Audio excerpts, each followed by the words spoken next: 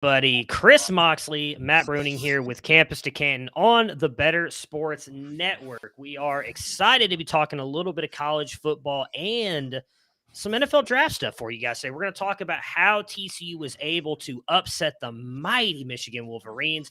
We're going to talk about if Ohio State was the better team, even though they lost to Georgia, mostly because I'm here. We're going to do some stock up and stock down on some players that played their bowl games earlier this year. We will then preview TCU versus Georgia, Monday night national championship game. Cannot wait for that. Hopefully will be a really good game.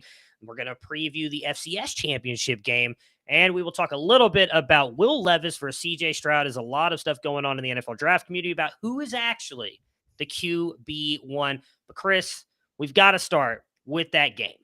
TCU beats Michigan. They relied heavily on their defense and their star players, something we talked a lot about last week when we were previewing this game, saying if TCU could pull off the upset, that's what they would have to do. What were your thoughts? How did you actually think it was going to happen? Because I did not. No. I was the only one who picked TCU at the points, but I'm almost positive I said Michigan will find a way to get it done. They did not. No, I actually didn't think there was a good chance that they were going to win this game. I actually thought the spread would rise too. When we talked on Saturday, it was 8.5. I think. I don't think it even changed after that. No, it did not.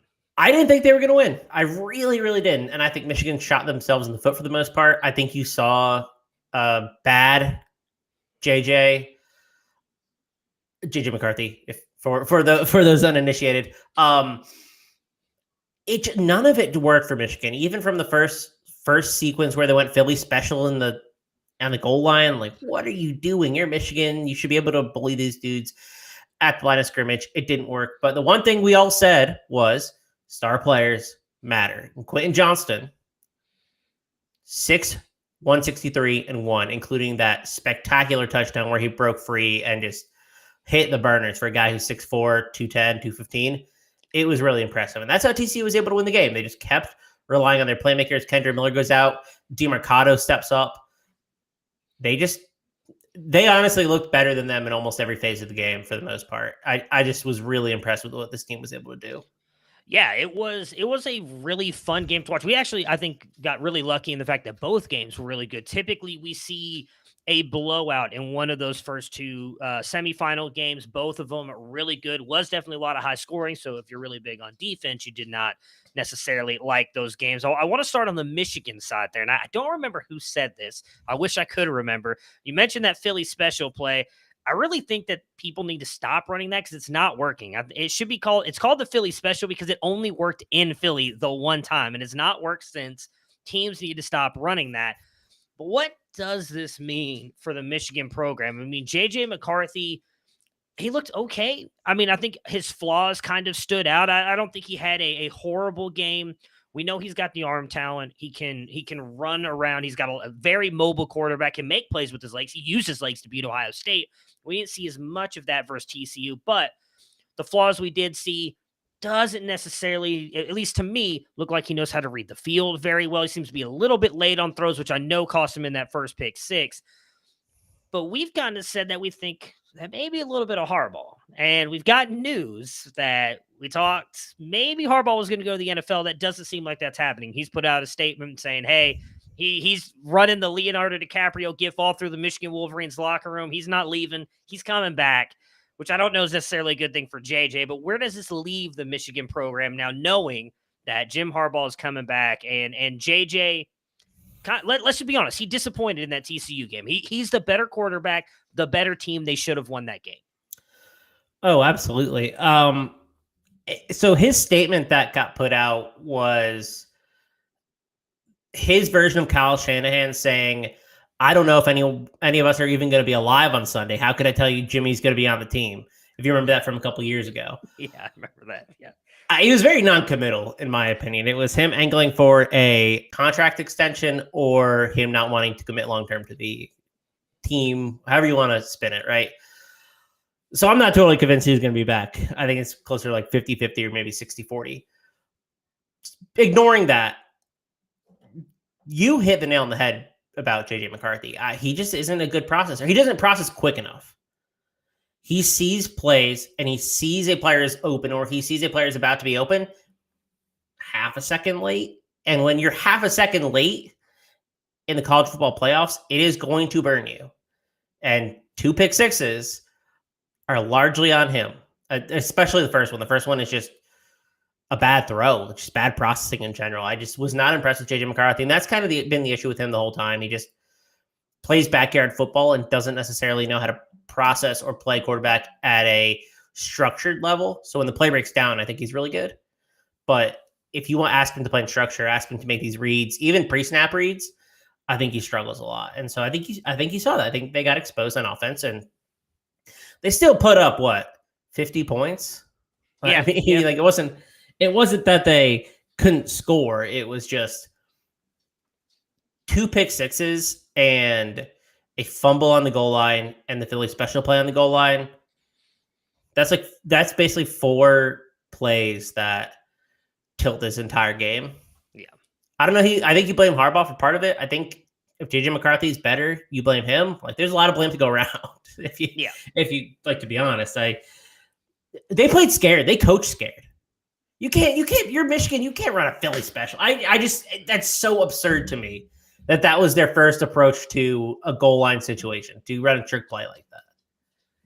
It's interesting that you said that, because I think there's some correlation between coaching scared between Harbaugh and Day, but in different ways. And I will bring that up when we talk about Ohio State, Georgia here in a little bit. But I don't disagree with you. So that, I think, leaves Michigan in a really intriguing spot, because I'd imagine they're not losing as much this year as they lost last year. And they lost a ton, especially on that defensive line with Hutchinson and Ajabo, who were just destroying everybody they played to get sacks and pressure the quarterback. They lose both those guys.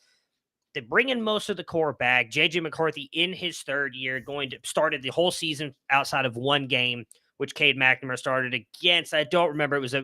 He got Colorado State, right? Or was he Hawaii? JJ got Hawaii. I think he was Colorado State. JJ got Hawaii and UConn. So Cade started versus Colorado State in game 1, and then JJ McCarthy went out there against Hawaii. It wasn't spectacular, but Harbaugh was like, that's my guy. He did it. He showed that he deserves that quarterback job, and he stayed there. Would you cap them right now after watching both those games? Because, again, Michigan wasn't horrible on offense. As you mentioned, they scored 51 points. Granted, they gave up 50-something points, which is defense has been kind of a key of their team the past 2 years as well. Who would you cap as the favorites, knowing that Ohio State is losing a ton to the draft this year? They're losing both their tackles, who are the top of their offensive line. Yeah. They are losing their best wide receiver, or second best, depending on where you want to rank Marvin Harrison. Granted, he hasn't played this year, but still, they're losing him for sure. He's good. Now, they are bringing Mine Williams back. He announced today the quote-unquote unfinished business, or he announced that he's coming back, unfinished business, all that other good stuff. But they are losing CJ. I know there's rumors that CJ Stroud's going to pull a Chris Olave and come back. He's not, guys, he's going to the draft. Stop it. He's going to the draft.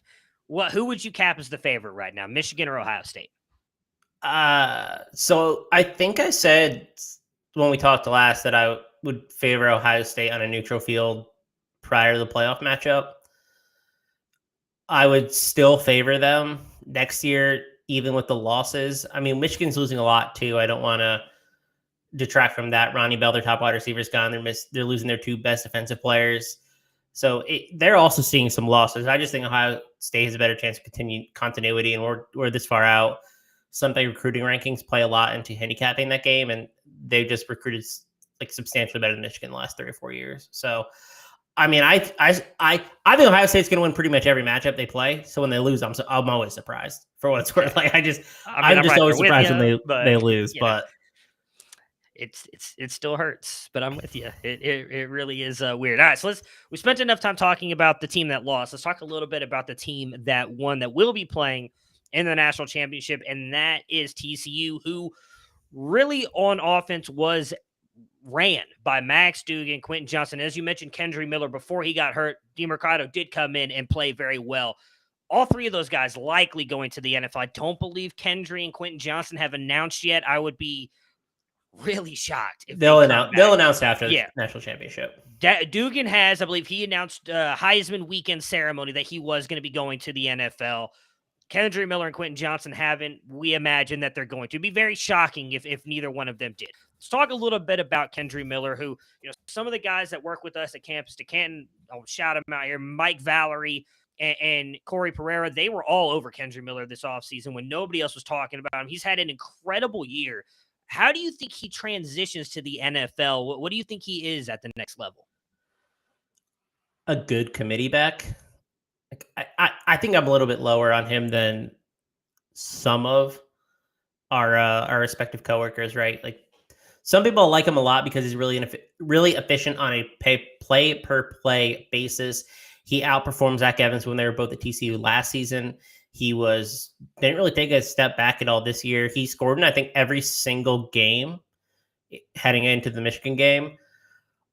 He's a good player. I just don't necessarily know if he's a 15 to 20 touch guy at the NFL level. I think he's more likely a 9 to 11 touch guy, but he's still a good player. I don't want to knock him. A lot closer to committee back than I think a lead back. So I know it's early in the process. Where do you think you'd have him ranked right now in that class? If we're saying Bijan's clearly 1, right? Yeah. Oh yeah. Gibbs clearly 2 for you. Jahmyr Gibbs, running back from Alabama. Bijan, running back for Texas. If you guys are not sure who we're talking about. So for me, Zach Evans would probably be 3 at Ole Miss. I would still take Zach Evans over Kendry Miller, yes. Okay.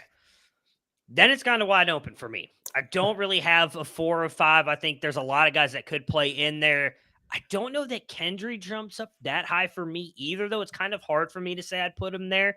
Tank Bigsby, I would rather have over Kendry Miller. About Tank. I would agree. What about Israel Bonaconda? It's probably close, but I think I would take Izzy. Sean Tucker, I would take over Kendry Miller. Zach Charbonnet, I'd probably take over Kendry Miller.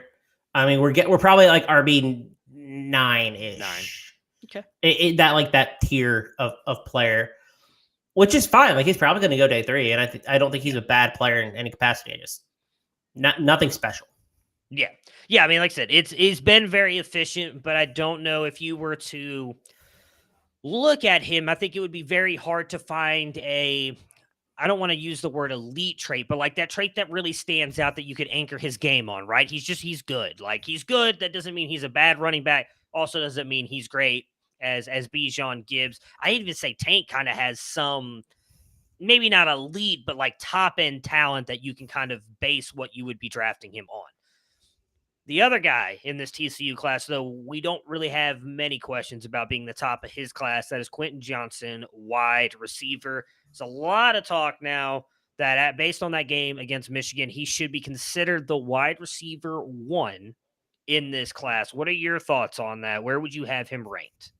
I had him there. So no argument from me. Yeah, I've been a fan of his for quite a while. I just love his game. Like he's a 6'3" long strider on the outside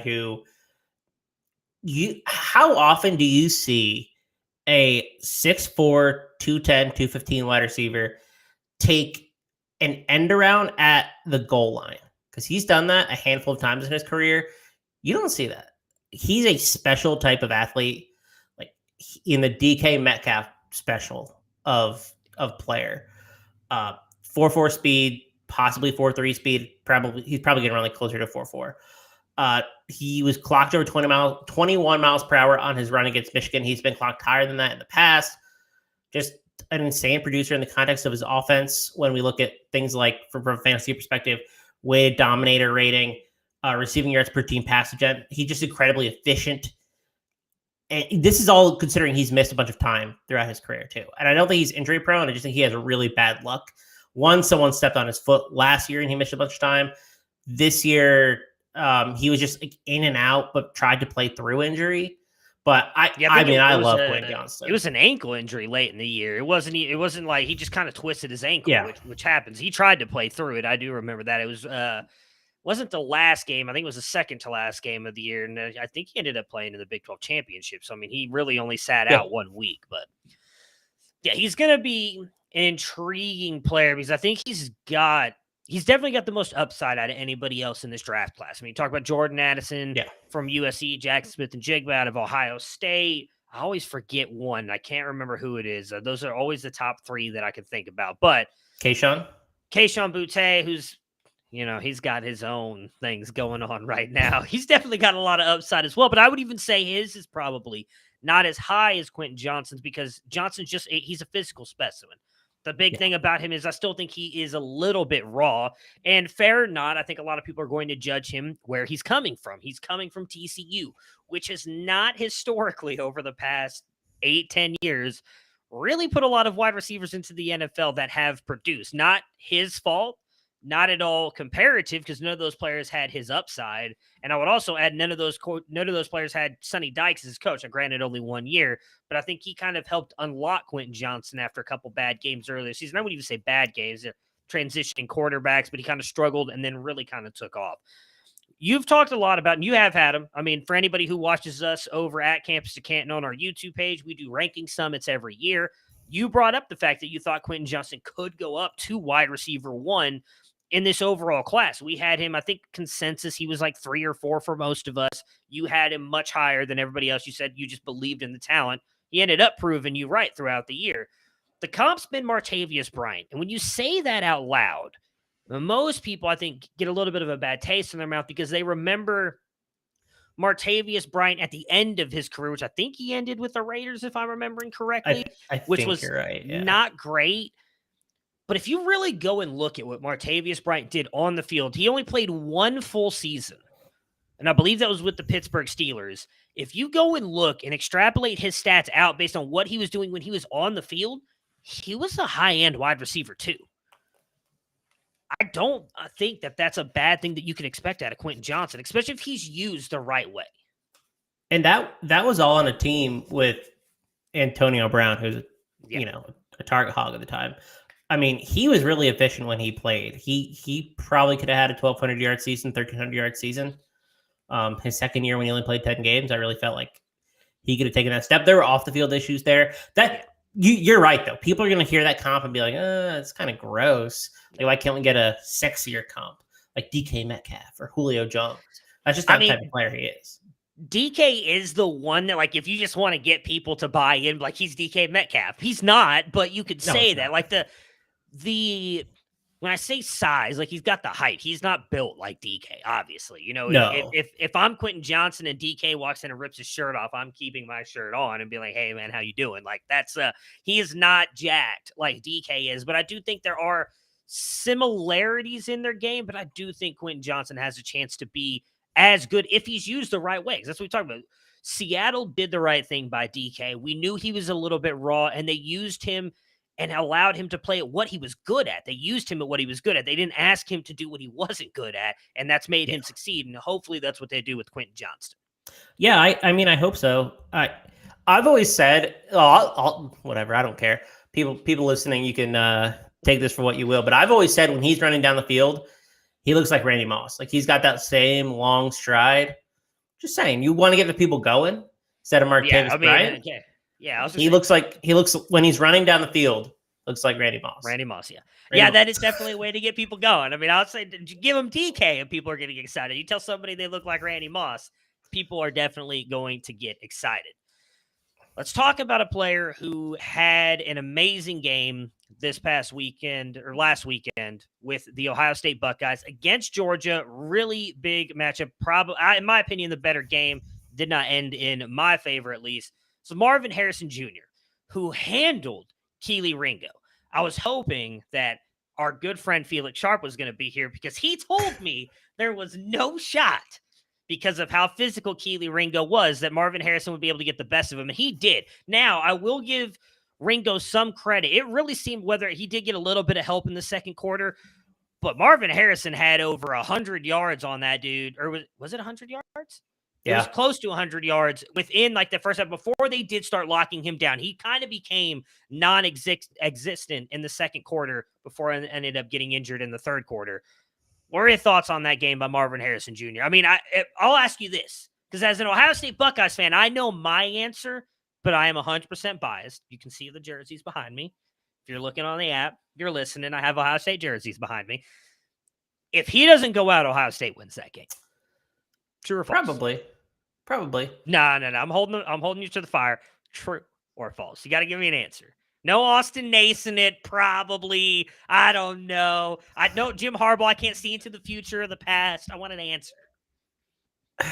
You can say false. I promise I won't. I I'll won't get say mad. yes, but that just assumes Okay. that Ryan Day is not going to be an idiot. That's all that matters. Well, we'll get to that. Trust me. We're I still know. gonna roast Ryan Day for what he did. But okay, Yeah, his time's Marvin coming. Harrison.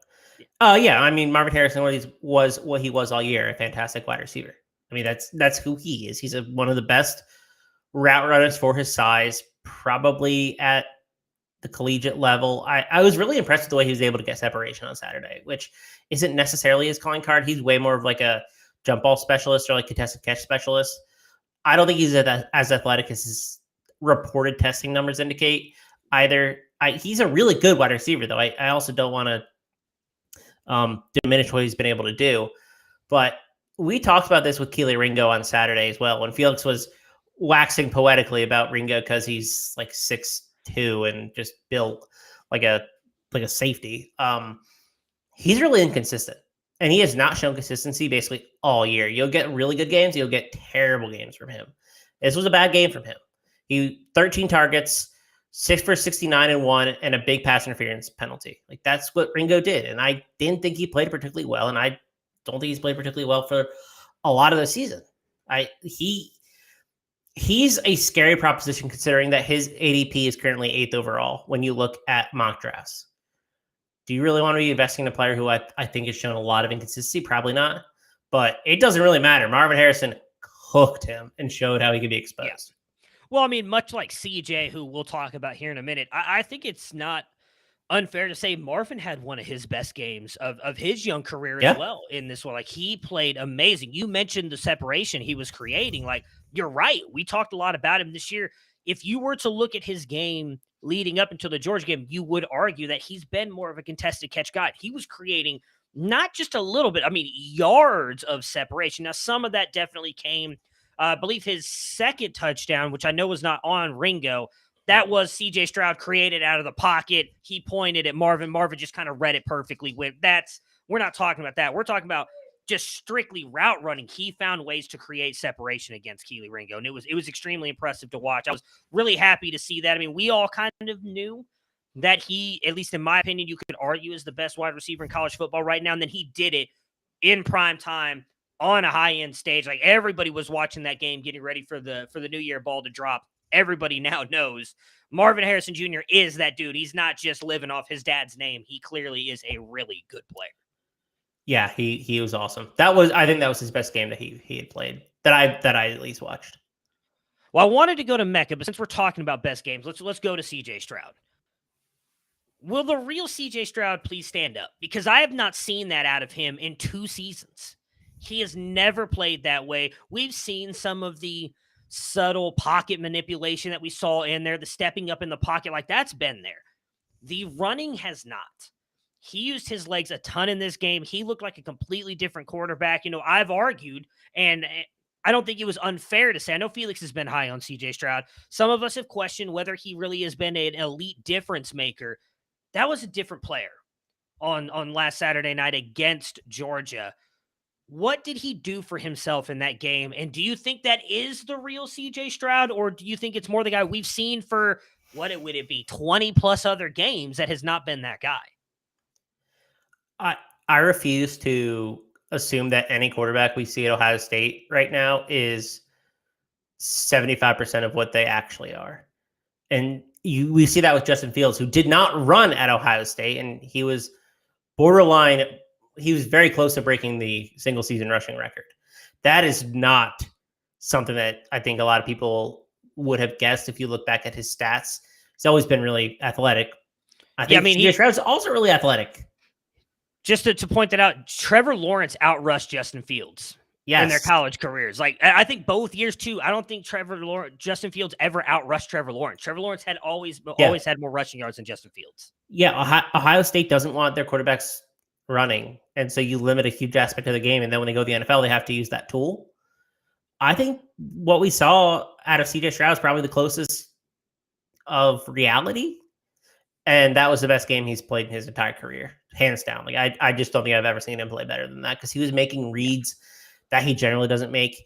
He was not relying on entirely schemed up plays the entire time. Like he was actually having to adjust on the fly, which is not something Ohio State has to do very often. No. I thought he was spectacular. He was awesome. He really was. As disappointed as I was in that game, you cannot put any fault on CJ in that one at all. Like he didn't. No. I don't think he made a bad play. Like you could argue. I know people are talking, or some people have mentioned Stetson Bennett deserved to be in the Heisman talk because of his game against Ohio State. Like Stetson Bennett had 3 dropped interceptions in that game. Like CJ Stroud, I don't remember threw a bad ball in that entire game. Like he was just magnificent. It was great to see. Let's talk about the Ryan Day thing, because you just mentioned 70% of what he usually is in. And we know it's a recruiting tactic for, I'm not afraid to tell you guys this. We all know because I've talked about it with you guys. We've all talked about it. Ryan Day is very against his quarterbacks running. He sells that to his recruits like, hey, we're going to teach you to be a quarterback. We don't want you to run because we don't want you to get injured. We're going to develop you and what you can do in the pocket and teach you to be a quarterback. But realistically, in today's NFL, you have to be able to create off platform. You've got to be able to create out of structure. You don't need to live out of structure like JJ McCarthy does, but you need to be able to play out of structure. These pocket passers, unless you're Tom Brady, you're not really thriving. Joe Burrow yes, he's a pocket passer, but he can create out of structure. Justin Herbert, who am I thinking? Aaron Rodgers. Like people don't really talk about how well he has a lot of that too. He will run, especially earlier on in his career. He was not afraid to run and pick up a bunch of yards. Ryan Day got very conservative though at the end of that game.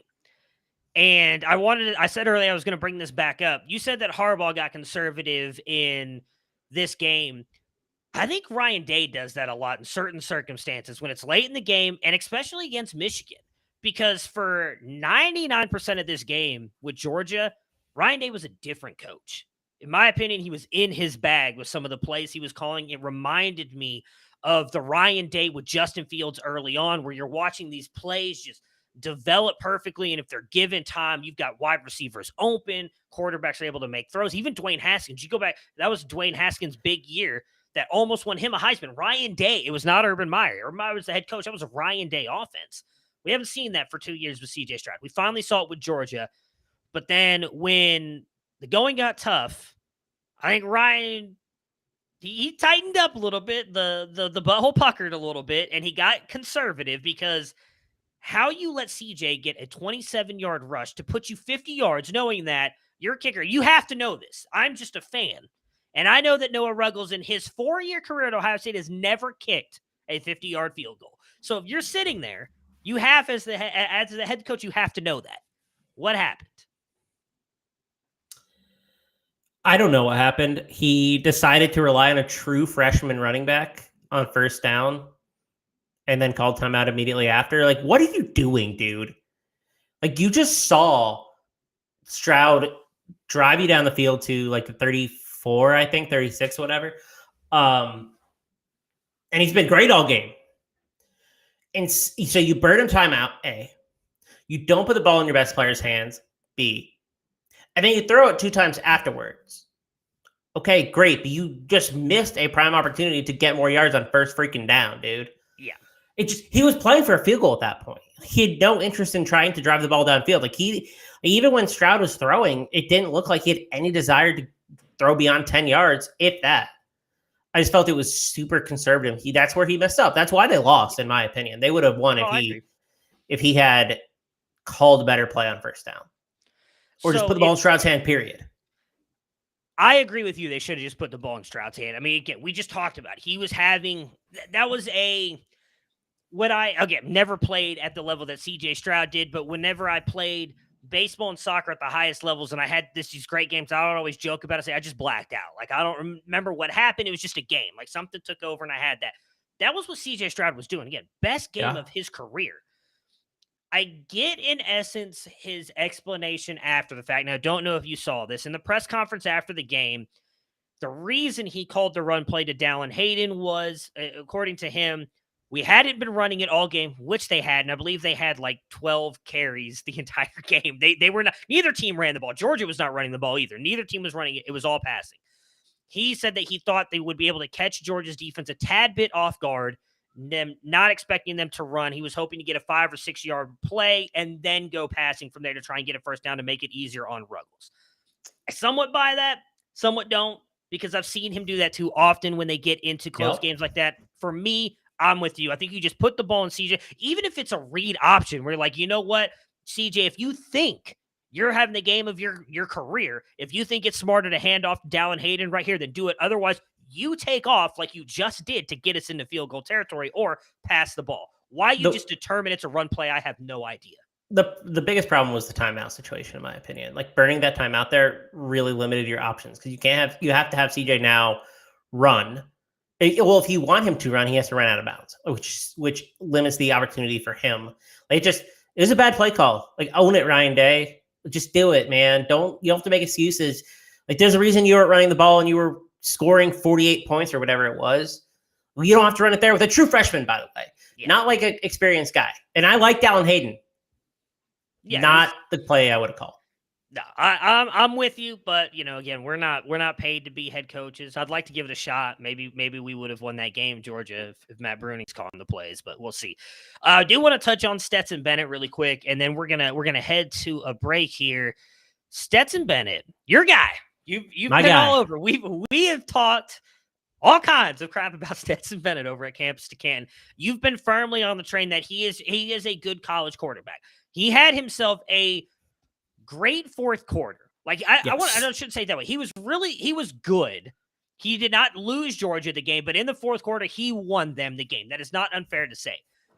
Where I have an issue with some of the talk is that people saying he outplayed CJ Stroud because he threw for more yards and they won the game and he deserved to be in the Heisman ceremony. That is the only kickback I have. Okay, I'm just glad that you agree with that because I saw that everywhere and I'm just like, guys, what game are we watching? Did you just box score it? Because if you watch the game, Stetson Bennett was not in the same atmosphere as CJ Stroud. No, Georgia fans, that's just Georgia fans being Georgia fans. Like, that's just them being insecure about, I don't even know what. I mean, you just won national championship. What do you, and you're probably going back. Win another one. Yeah, what do you care? What do you care what people say about Stetson Bennett? Seriously. I actually thought he played bad for 3 quarters. Actively just, I won't say terrible because he's still, they're still competitive and whatnot. But there was a time when Ohio State was up 14. I just didn't think CJ Stroud was playing. Yeah, twice. I forgot. Yeah, I didn't think Stetson Bennett was playing particularly well. And then the fourth quarter, I don't even know what happened. He just ascended to another level. 10 for 12, 190 yards, 2 touchdowns. Just dominant performance from him in the fourth quarter. And he won them the game. You're absolutely right. As much as Ryan Day cost the Buckeyes in that last drive, Stetson Bennett won it for them. And that play called Arian Smith, for example, he was wide open, but Stetson Bennett hit him. Stetson Bennett is just like a gamer. I don't know how else to put it. He's just fun, man. Why people are so sensitive about Stetson Bennett? Just let him live his little insurance adjuster life for now. I really think a lot of it is just due to, I think they view him poorly because of the bomb drops and all that other stuff that he does. He's got, how it is. Everybody loved him last year because he had the swagger. He was a walk-on, and he ends up winning the national championship. And what does everybody say? Disney story. They're going to write movies about this guy. Then he comes out this year. He shaves the head. He's got a little bit of swagger. Now everybody hates you. That's just the way it is. I'm going to be honest. I'm a little peeved with Stetson Bennett myself, mostly because of what happened in that game, not necessarily because of him and his game, because he deserved that, what he did. And he's going to end up in elite company. He's going to be one of a handful of quarterbacks to have 2 national championships if they're able to beat TCU on Monday. And if he does that, he's also going to be one of a handful of players to have back-to-back national championships as well, which only 4 other teams have done up until this point. So he's going to go down in college football history, regardless of what anybody thinks about him. And Moxley was there on that train the whole time. Always been the conductor on the Stetson Bennett. Always. He has always been locomotive. We're going to head to break really quick, and when we come back, we're going to talk a little bit here about some players who stock up, went down. We're going to talk more about CJ Stroud versus Will Levis for the QB1 battle, and then we preview the FCS National Championship and the BCS National Championship. Campus to Canton.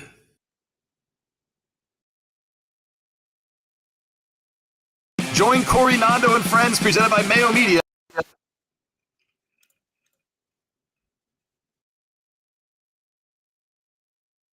Join Corey, Nando, and friends presented by Mayo Media weekdays at 3 Eastern on Better Sports Network. You teased me about this before the show. Like you've gone nuts with ticket stubs over the last. And like I said, I texted you last week, right? So I started out just going through and tripping off and looking for some Dallas Cowboy things. I was telling my son that there was a game that we allowed him to. We said, listen, you with this Washington Redskins thing is aggravating me. 5 years old. You got to pick a team today and stick with it. Whoever wins the game is going to be your team. Washington won the game. And I started thinking about it. It'd be cool to have something from that game. There's a ticket stub for it, right? So Nice. when I found this, I started finding more ticket stubs, Nando, and I was like, this is pretty interesting stuff right here, right? So then the next one I kind of caught my eye was another Washington-Dallas game where I hope these are like $11 ticket stubs here, man, because like there's no significance to these at all except for Corey Parson. yeah, exactly. It's not much. So I ended up getting the last time they were called the Washington Redskins, Yeah. they played the Cowboys. All right. Scoop that up for like $4. You know what I'm saying? Smart. Now, here's something I got last night, $12, right? You may think this is cool, you might not. Kevin Durant's last game as a Texas Longhorn. Oh, that's pretty cool, actually. How about this? The Fab Five versus Duke in the national championship. That's a good one. $30. Coach K's second championship, $35. All right, not bad. Tyler in the background's talking about the Redskins-Cowboys scab game. The Redskins won on Monday Night Football in '87. That's an interesting one right there. That's a classic. How Hogan about this versus one? Andre the Giant at WrestleMania 3's got it. I bet you that's a $450 ticket at least. I'm about to tell you about a wrestling one I saw on here. I bought this one just because of how cool it is right here. 1986 Monday Night Football, Washington and Dallas. Check out the ticket. Tom Landry? Tom Landry on the ticket. Nice. $2 That's a piece of art. right there. Yeah, it's a piece of art. That's a piece you know of what art. I'm saying? What are you gonna Tom do with Landry these? on the ticket. I have no clue yet. I got to figure it out. I'm going to have them. That's what I'm going to do with them. So listen to this one that I saw, right? I saw the ticket from remember when Stone Cold Steve Austin drove the beer truck down to the ring and pulled out the beer hose and sprayed the rock within That's after my time. I saw that one, Denver at the Pepsi Center. That ticket, Nando, was online. $850. If I had $850, I would have bought that one, Nando. You know what I'm saying? That one, because that was a legendary Stone Cold moment. You know what I'm saying? Right. But it's things like that. I think the ticket thing, Nando. Obviously, you want to chase the big items, but I think it lies in what's important to you. Join Corey, Nando, and friends presented by Mayo Media weekdays at 3 Eastern on Better Sports Network. Campus2Canton. All right, we are back. Campus to Canton. That is Moxley. I am Matt Bruening. We're here for the Better Sports Network to talk a little bit of college football with you guys, and we're going to talk some stock up and stock down. We had a ton of really good bowl games, and through those bowl games, some players tend to stand out. We get a little bit excited about it. We want to see what that means for them going forward into the next season. So, Moxley, I want you to give me your stock up player and your stock down player based on their bowl game performances. I'm going to double dip in the stock up because I got two running backs that are true freshmen that I thought were incredibly impressive. LaQuint Allen, who came in for Sean Tucker at Syracuse, 15 for 94 on the ground against the Minnesota defense that I think is all right. I don't think the rest of the defense is anything to write home about, but very good performance from him. The real story, though, is the 11 for 60 receiving line. 11 receptions is pretty impressive, like at any level you play at. But when you're a collegiate running back, it's very unheard of. So I'm really excited to see what he can do next year. And I think he might have a little bit of Devy or NFL upside just based on his receiving chops. I actually thought he was really impressive. His first game really shouldering a lot of the workload. So really, really, really impressed by LaQuint Allen. I'm going to throw out Rashad Dubinion as my other one. Okay. Arkansas true freshman running back who was not going to get a lot of work in this game until Rocket Sanders, who is the normal starter. I think he led the SEC in rushing this year. He went down early and all of our props were busted, but we got to see Rashad Dubinion, who is not only a great rusher, he's a really good receiver as well. And the knock on him coming into school, for those that don't follow the recruiting process that closely, was his size. he's bulked up to a weight that is, I think he's like 210 now, or at least above 205. He looks a lot sturdier. He's a player that I think we're going to be really excited about once Rocket Sanders moves on, or even next year if he just assumes a larger part of the workload. Both those guys were really impressive to me as true freshmen. The guy that's a stock down, and everyone who backed USC at 1.5 or 2.5, or any number really, they probably know about Mario Williams. Yeah, they're not fans of his right now. No, they're probably not, right? He was the return man who fumbled the ball out of bounds on the one, resulted in the safety, resulted in Tulane and ultimately winning that game. Yeah. He just been bad this year, in my opinion. Like, he just has not proven himself to be a reliable number 2 option in that offense behind Jordan Addison. I don't think that step is coming. I just don't think that he occupies a role that is insanely valuable for USC, or I just don't think he's talented enough to make a big impact at the NFL level. Maybe he's a wide receiver 3, but he's just someone who was unimpressive all year. Add that play into the game, add how he kind of underperformed in that game period. I think he went 2 for 32. Just a player I just am consistently moving down my ranks. Yeah, it's interesting with Mario Williams because I think maybe Lincoln Riley has been trying to tell us that, and we just weren't listening. I mean, they went out, we thought Mario Williams coming over with Caleb Williams and Lincoln Riley from Oklahoma to USC last year, and a lot of people thought, oh, hey, he's bringing his wide receiver 1 with them. Well, they went and got Jordan Addison, and then they've gone out, and it's rumors that they've been trying to go after and get multiple other wide receivers this year, including, I'll name, just keep this between us. I know it's Moxley's here. Those of you watching, let's just keep this between us. Rumors are they're trying to go after Xavier Worthy and even Marvin Harrison Jr., who we talked about earlier. You're not doing that if you think Mario Williams is that dude. If he's him, as the kids say, right? I mean, I don't know. I'm not quite hip with the lingo, but I think you used it right. He's cool. He's not him. He's not him. I know it's going to upset Felix, and Felix is not going to understand what we're talking about right now. But no clue. He has, no idea. Regardless, I'm with you on Mario Williams. It's unfortunate, but I just don't think he is going to be what we had hoped he was going to be coming out of high school. For me, I've got 2. Gavin Sawchuk, running back for Oklahoma, also a freshman. Now, you mentioned how your guy, Rashad Dubinion, is that how you say his last name? I'm really bad about pronouncing names. So you got it. Let's go. Rashad Dubinion, you mentioned, is up over 200. Why that matters is typically running backs coming into the NFL, for those who don't pay that close attention, that you want your running backs to be over 200 pounds. There's just not a lot of success at the NFL level for players under that. Well, my guy, Gavin Sawchuk, is under that. He is at 194 pounds. I do think he could possibly get close to 200. We're really going to get a chance to test that theory this year with Jahmyr Gibbs, though he is special, so I would not anchor the entire undersized RB narrative on Jahmyr Gibbs, because if he goes and succeeds, doesn't mean everybody will. But I felt Gavin Sawchuk looked really good for Oklahoma against Florida State in their bowl game. Looked explosive. He was bouncing off some tacklers, showed some pretty good contact balance where we were a little bit worried, like, would he just go down easily, getting hit by these big defenders? They did add a big fumble in that one, but regardless, I thought he looked actually better than Javonte Barnes, who had been in the rotation most of the year. We had not seen Gavin Sawchuk take a single snap up until that bowl game. Don't think he's going to jump Javonte Barnes as a starter for Oklahoma next year, but I definitely think he moves into that rotation. So it was good to see there. The second one's going to be a more high-profile name here in the stock down, but it's not necessarily on the player, but it is Cade Klubnik for me, the quarterback at Clemson. Those of you who probably watched the Orange Bowl, literally was the Orange Bowl with Clemson going against Tennessee. I felt like he played really good in between the 20s, but when they got down into the red zone, he just struggled. And Felix Sharp, Matt Waldman, if you don't know who Matt Waldman is, look him up, brilliant NFL and football mind in general as well. Both those guys have talked about how when you get down into the red zone, that's how you can really tell how good a quarterback is, because everything is kind of compressed into smaller areas and they really have to make decisions quicker and they have to kind of process everything faster. He just struggled. But I don't know how much of that is on Cade. Moxley, you brought up earlier, like he actually looked really good with his legs in the red zone. He just wasn't doing as much as a passer. Some of that I really think is on Clemson's offense, which is why my stock down comes in for Cade. Like, I just think this coaching staff is not good. We've kind of talked about that for the past couple of years. It's terrible.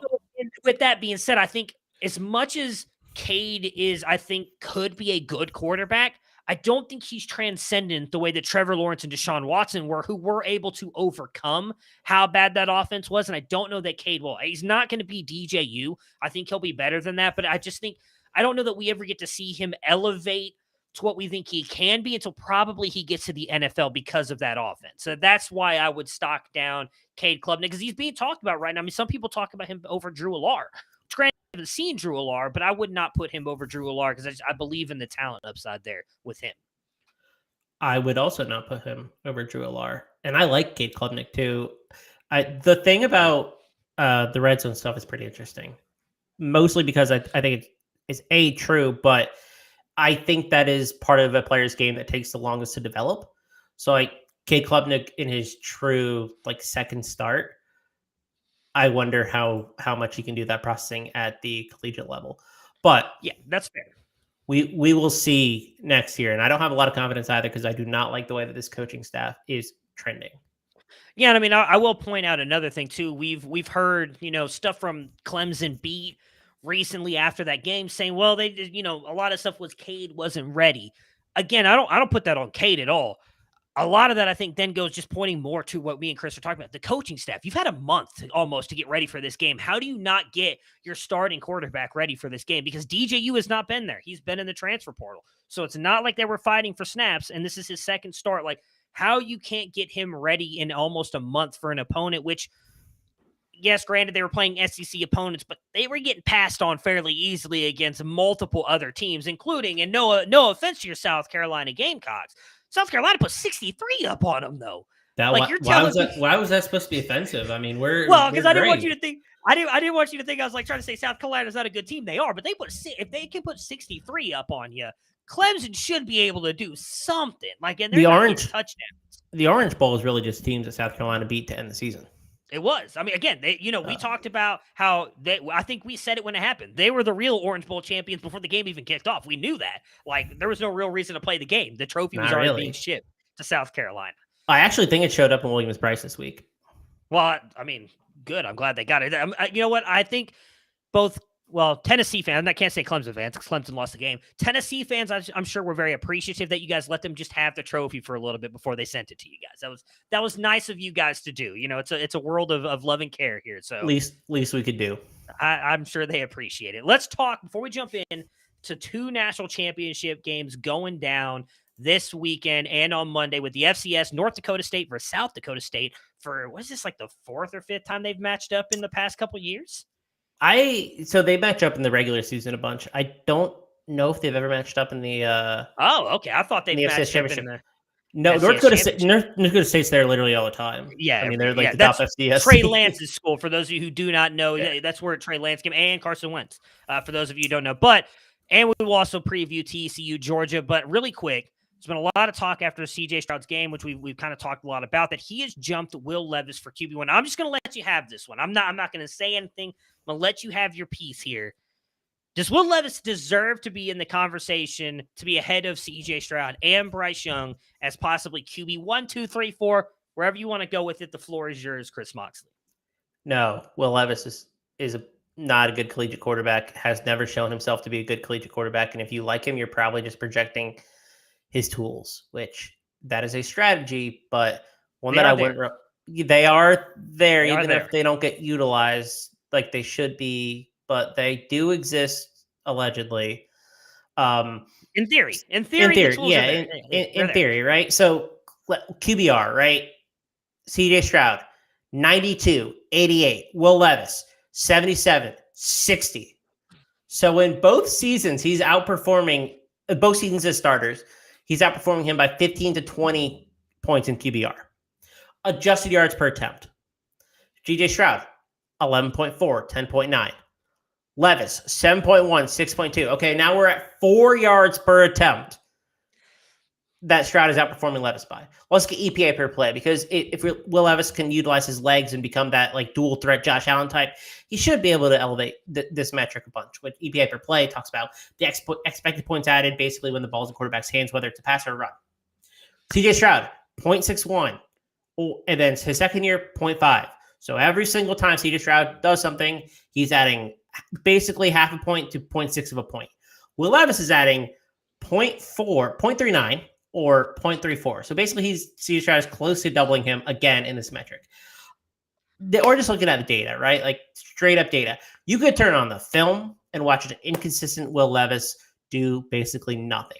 Tennessee's defense is horrendous. He put up under 100 yards against them. He failed to beat Vanderbilt in a game that he had maybe like 120 yards. I mean, this is a quarterback who has not done anything on the field to deserve, or analytically to deserve, a consideration above Bryce Young or CJ Stroud. That is the issue I have with Will Levis. I have never seen him perform at this high enough level to justify where he's being mocked. And I think we're going to get there at some point as a collective, but we're not there currently, considering he's still quarterback one for way too many people. Yeah, the issue I have with it, I lied. I'm going to say something on it. Not much, but the issue I have with this is I feel like it's people coming in and I'll just be honest. It's a big argument I have against the NFL draft community just in large. They watch a couple games here and there. They see some tools. They watch the Florida game, right? And like, oh, man, look at it. He can sling the ball all over the field. Like, we were talking a little bit the other day when we do we do a weekly show, Debbie Debate, over at Campus2Canton. And we're talking about how all these people were like freaking out about this video of him throwing the ball against air. That was released 2 years ago. Like, it's not even like that was just done recently. And people are like, oh, man, look at the tools. He looks so good. Like, nobody argues that he has the tools. He does. The issue I have is he just doesn't use them that well. And he rarely uses them the way that you would think. Other thing I have an issue with is all these people saying he doesn't have help. His offensive line is bad. He doesn't have time to get rid of the ball. Okay, the offensive line is bad, so I'll give you that. But Bryce Young and CJ Stroud, Bryce Young did not have a good offensive line either, was playing the same competition with arguably, at least in my opinion, actually a worse wide receiver core when you value in that Ja'Cory Brooks, Jermaine Burton really didn't do anything for Bryce Young. Granted, Dane Key and Barry and Brown, 2 wide receivers for Kentucky, freshman wide receivers, are freshmen, so they're not exactly experienced. Who would you take right now, Chris Moxley, if you had to choose a wide receiver room? Would you take Dane Key and Barry and Brown, or would you take Ja'Cory Brooks and Jermaine Burton right now? Oh, I'd take the 2 freshmen. Exactly. So how can you argue that Will Levis has no help? Because yes, he does. In fact, Dane Key and Barry and Brown were making Will Levis kind of like I think Wan'Dale Robinson did last year, which is the argument we've made. And people said, no. Will Levis made Wan'Dale Robinson.